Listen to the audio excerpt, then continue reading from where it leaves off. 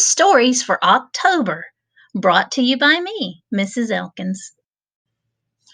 Hello, All Stars. It's me, Mrs. Elkins. I am back this week with more October stories for you. I know that I told you last week. I love fall. I love chilly weather. I love pumpkins and apple spice and everything that goes along with it. This very first story that I'm going to share with you is one of my all time favorites. It's called The Vanishing Pumpkin. I hope you like it. The Vanishing Pumpkin by Tony Johnston. Pictures by Tommy De Poala. The Vanishing Pumpkin. This is the title page. As you can see, it has the title, The Vanishing Pumpkin. The author's name who wrote the story, by Tony Johnston, and then the illustrator's name, the person that drew the pictures. Pictures by Tommy De Poala. There was a 700-year-old woman. There was an 800-year-old man. They were rocking by the fire as the sun came up.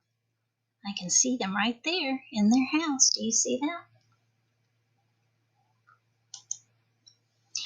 "Old man," said the woman, "that sun reminds me of something." "What?" asked the old man. "Pumpkins and pumpkins remind me of Halloween, and that's what day it is." Oh, yeah, look, he's holding a calendar page and it says October 31st. "Lucky lizards," croaked the old man. "Fetch the pumpkin we've been saving and let's make a pumpkin pie." The old woman would have done that, but the pumpkin had vanished from sight. Where is it? She looked in the coffee pot. No pumpkin. She looked in the bed. No pumpkin. I wonder what that is right there peeking out over the bed, don't you wonder? She looked in her purse of magic powders. No pumpkin. Not a single one. "Snitched!" she cried in a 700-year-old voice. "Our Halloween pumpkin's been snitched." "Great snakes!" croaked the old man. "Who would dare snitch a pumpkin from an 800-year-old man?" And they set off down the road. They went as fast as a 700-year-old woman and an 800-year-old man can. In fact, they fairly flew. They met a ghoul perched on a fence post. The old man flew up and hollered out, "Ghoul, where is it?" There he is. I guess that's the ghoul. "Dunno," growled the ghoul. And he didn't. He didn't even know what it was. "Tell him what it is," suggested the old woman. "Our pumpkin," hollered the old man. "Where is it?" "Dunno," growled the ghoul, and he began to search for the pumpkin. He looked underneath himself. He looked behind himself. He looked behind the old woman. He looked behind the old man. "Stop that!" cried the old man, "or I'll do you such a trick." "Please do," growled the ghoul. So the old man made him as thin as onion skin, and he peered right through him, hoping to find the pumpkin hidden in a sneaky place. The old woman clapped. The ghoul clapped. Even the old man clapped at that trick, but they did not find the pumpkin. So the old man made him a normal ghoul again. "Oh, where is that pumpkin?" croaked the old man. "I want my pumpkin pie." I like how the sun is peeking at them and watching everything from behind the clouds. So they set off down the road. They went as fast as a 700-year-old woman and an 800-year-old man can. In fact, they fairly flew. The ghoul came right behind. He wanted to see more tricks. He wanted some pumpkin pie, too. They met a rapscallion picking mushrooms. The old man flew up and hollered out, "Rapscallion, where's the pumpkin?" whispered the old woman. "Exactly," muttered the old man. "Where is it?" The rapscallion thought about that. He looked behind a rock. He looked no pumpkin. He looked under his feet, which was hard to do. No pumpkin. He looked in his mushroom basket. No pumpkin. Aw, it looks like he had to go through all of his little mushrooms to see to the bottom of the basket. "Will a mushroom do?" he asked. "Never!" shouted the old man. "I shan't eat mushroom pie. It's pumpkin pie or nothing." "Then it's nothing," said the rapscallion, grinning. "Rapscallion, don't be fresh with an 800-year-old man," snapped the old man, "or I'll do you such a trick." "Please do," said the rapscallion, grinning. So the old man turned him upside down, there between the earth and sky, to shake the pumpkin out. The old woman clapped. The ghoul clapped. The rapscallion clapped. Even the old man clapped at that fine trick. But not one single pumpkin fell from the rapscallion. So the old man put him down again. "Oh, where is that pumpkin?" croaked the old man. "I want my pumpkin pie." So they set off down the road again. They went as fast as a 700-year-old woman and an 800-year-old man can. In fact, they fairly flew. The ghoul and the rapscallion came behind. They wanted to see more tricks. They wanted some pumpkin pie, too. They met a varmint right then and there. I guess that's the varmint. So they set off down the road. They went as fast as a 700-year-old woman and an 800-year-old man can. In fact, they fairly flew. The ghoul and the rapscallion and the varmint came right behind. They wanted to see more tricks. You know what? I think I skipped a page. I did. The old man flew up and bawled out, "Varmint, did you see a pumpkin go by? A big fat one?" "A great big fat one?" asked the varmint. "Yes, yes," cried the old man, jumping up and down. "Help," said the varmint, and he laughed wickedly. "Wicked, wicked, wicked," shouted the old man. "I'll do you such a trick for tricking me." "Please do," laughed the varmint. So the old man turned him into a black cat and gave him lots and lots of fleas. Oh my goodness, see all these little dots? I think those are all the fleas all over this kitty cat. The old woman clapped. The ghoul clapped. The rapscallion clapped. And the old man clapped at his own trick. The varmint scratched. But no matter how he scratched, he never scratched a pumpkin. So the old man brought him back. "Oh, where is that pumpkin?" croaked the old man. "I want my pumpkin pie." So they set off down the road. They went as fast as a 700-year-old woman and an 800-year-old man can. In fact, they fairly flew. The ghoul and the rapscallion and the varmint came right behind. They wanted to see more tricks. They wanted some pumpkin pie, too. They met a 900-year-old wizard rocking by a fire as the sun went down. Oh, look at him. There he is on his rocker. I see an owl, too. Maybe he's going, "Whoo, whoo." The old man flew up, and he saw that it was no fire at all. It was the pumpkin, carved into a jack-o'-lantern and grinning from ear to ear. The old man felt like yelling, but you don't yell at a 900-year-old wizard. He might turn you into a lizard. "I borrowed your pumpkin," said the wizard. "Snitched," muttered the old man. "Borrowed for my jack-o'-lantern. Nothing but the best for me." "Great grizzlies," moaned the old man. "I'll never have my pumpkin pie." "Pie?" said the wizard. "That reminds me of something." "What?" asked the old man. "Pie reminds me of pie, and when I finished my jack-o'-lantern, that's what I made for you." "Where?" the old man asked. Oh dear, said the Wizard. It was just here. And so he began to search for the pumpkin pie. He looked inside the jack-o'-lantern. No pie. He looked under his beard. No pie. He looked under his hat, and there it was, along with a bat. So they all sat down and gobbled it up. Now what do you think of that? The end. Did you like the vanishing pumpkin? I listened to that story as a little girl, and I always thought it was so cute.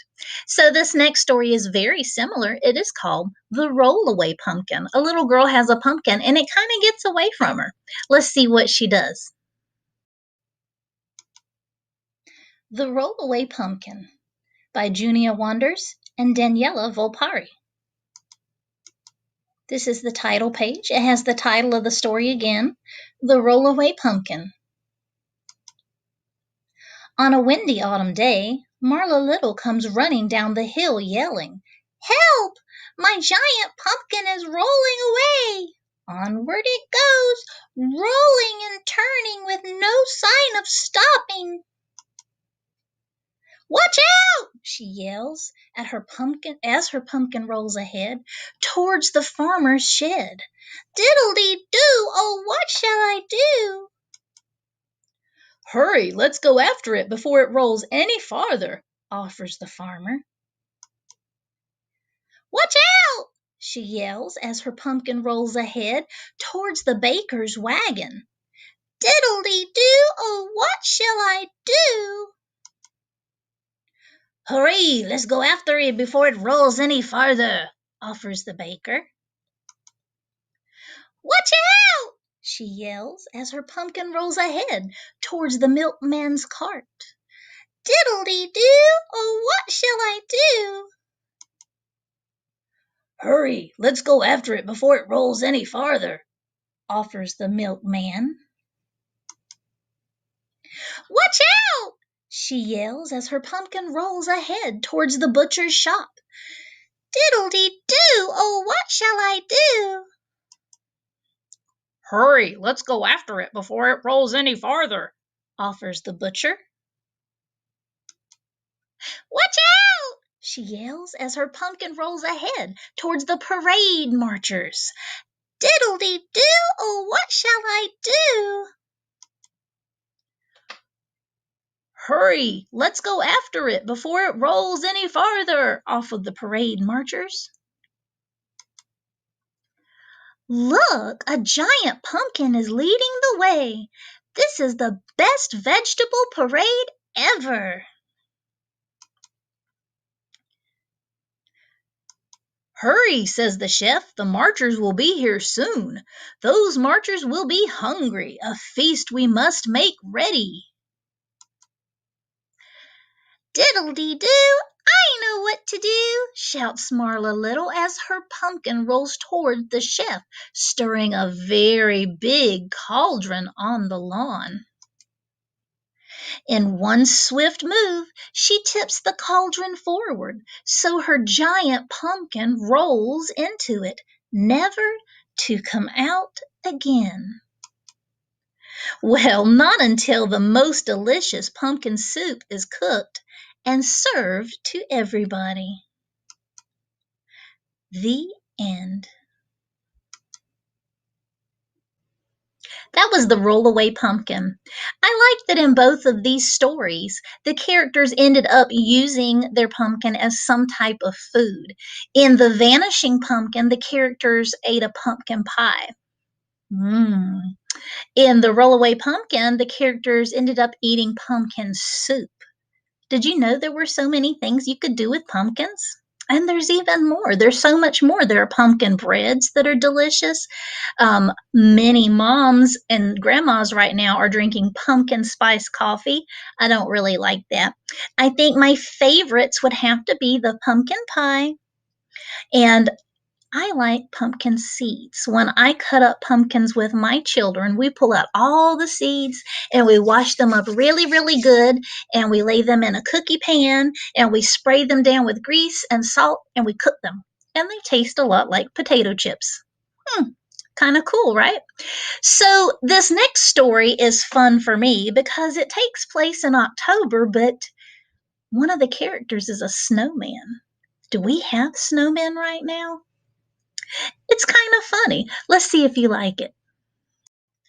Halloween with Snowman Paul by Yossi Lapid. Warning number 1. Don't dare come near this treehouse. Don't even risk a glance. But if you do, we're warning you, there is no second chance. Strange aliens will spot you. They'll land at a fast pace. They'll lift you to their spaceship. You'll vanish in deep space. Warning number 2. No entry. Don't dare go past this doorpost. It's the forbidden path. But if you do, we're warning you, you'll taste the witch's wrath. She does not look very scary to me. She'll put you on her broomstick and fly you to her house. She'll feed you a green potion. You'll turn into a mouse. What a cute mouse. Warning number 3. Don't dare climb up this ladder. Your next step will be too much. But if you do, we're warning you, you'll feel a scary touch. A dragon will approach you and take you on a ride. He'll bring you to a party where dragons dance outside. Warning number 4. Don't dare mess with this mean ghost. He's in a grouchy mood. But if you do, we're warning you, he will be very rude. Do you think that's a ghost?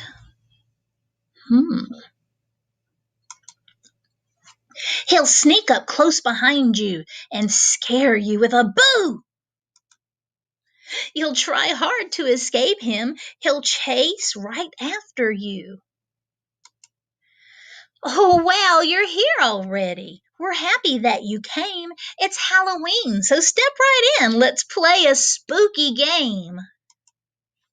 We'll sit around this table and sing a scary song. Let's huddle all together in case something goes wrong.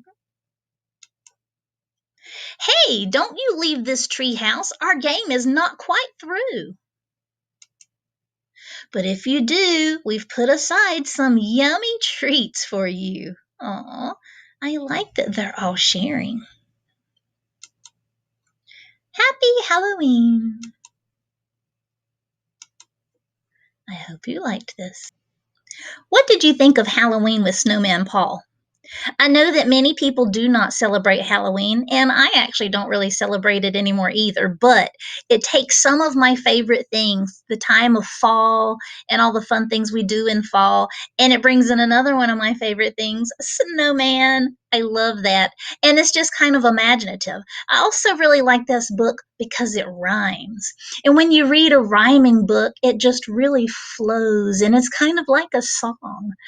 This last book is very short and it's about fall. It is a nonfiction book, so everything in this is to teach you something about fall. I hope that you like it. The title of this book is Fall. The author is Anne Herridges. This is an AR book, level 1.6. I really like that this book has a table of contents. That way you can go directly to the part that you want. Let's say you want to read about plants. Well, then you would go to the section that says plants in fall, and you would go to 10. So this is just an easy way in nonfiction books to help you find what you need. Fall comes after summer. Fall is a season of change. The sun goes down earlier every day. The air turns cool and crisp. Frost covers the ground on cold mornings. Ponds and lakes begin to freeze. The wind blows harder. Wind blows through dry plants and scatters seeds. Leaves turn red, yellow, orange, and brown. The leaves fall to the ground. Soon the tree branches will be bare. Animals get ready for winter. Squirrels gather nuts and hide them away. Insects hide under logs and leaves. Earthworms crawl deep underground where the soil will not freeze. Bears eat more. They look for a place to sleep through the winter. Geese fly south to warmer places. People get ready for winter too. They get out their warm clothes. Farmers harvest crops. Gardeners plant bulbs. They will sprout into spring flowers. Fall is the time for picking apples, playing football, and carving pumpkins. Fall days grow colder and colder. You might even see snowflakes. That means winter is on the way. That is the end. And this book has a glossary at the end of the book. That is a page that has words or vocabulary words from the book, and it tells you what these words mean. That's all I have for today. I hope you like the stories that I brought to you. You're always welcome to send me some suggestions through Classroom Dojo, or you can email me. So until then, boys and girls, go take a break, get all your wiggles out, and have a fantastic day of learning. I'll see you next week.